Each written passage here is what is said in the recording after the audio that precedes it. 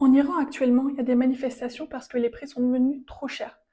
Pour vous donner un ordre d'idée, il y a 26 ans, mon père faisait les courses pour 100, 150 francs. Aujourd'hui, 100 francs, ça fait à peu près 15 euros. Qu'est-ce que vous faites avec ça? Qu'est-ce que vous achetez avec ça? Vous nourrissez pas une famille avec ça. Cette inflation s'est faite sur 26 ans en France, à cause de l'euro qui, en passant, a été créé pour faire face au dollar. En Iran, cette inflation a lieu à peu près tous les 6 mois.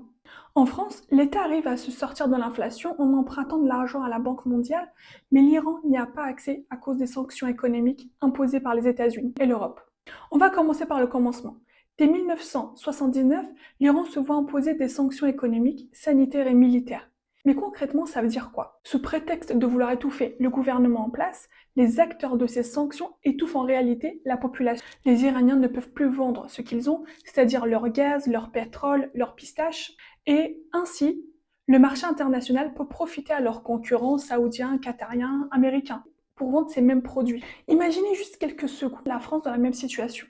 Les viticulteurs, les fromagers et autres ne plus vendre à l'étranger. Leur chiffre d'affaires baisserait énormément et beaucoup de gens se suicideraient aussi en France. Mais ce n'est pas tout. Il y a les sanctions sanitaires. Et les sanctions sanitaires sont vraiment meurtrières. Imaginez votre enfant ayant du diabète, de l'asthme. C'est les maladies qui sont assez communes aujourd'hui. En Iran, les médicaments sont difficiles à trouver car certaines matières premières ne se trouvent pas en Iran.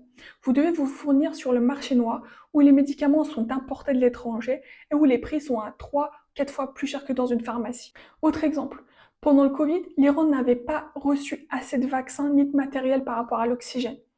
Imaginez votre père, votre mère, ne pouvant pas avoir les soins nécessaires parce que vous n'avez pas l'argent pour aller acheter les produits manquants dans le marché noir.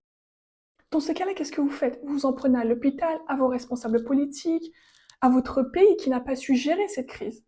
Vous n'avez pas le recul nécessaire. En ce moment, 1 euro équivaut à 1 500 000 rials, la monnaie iranienne.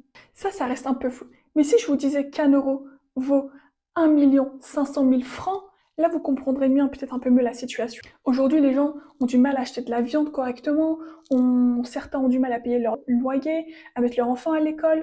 L'État ne peut rien emprunter à aucun autre pays. Il se verrait à payer des taxes énormes s'il est délirant. Des millions de dollars, parce que ce sont les États-Unis qui gèrent toutes les banques mondiales. Le blocus, il a des conséquences épouvantables, hein.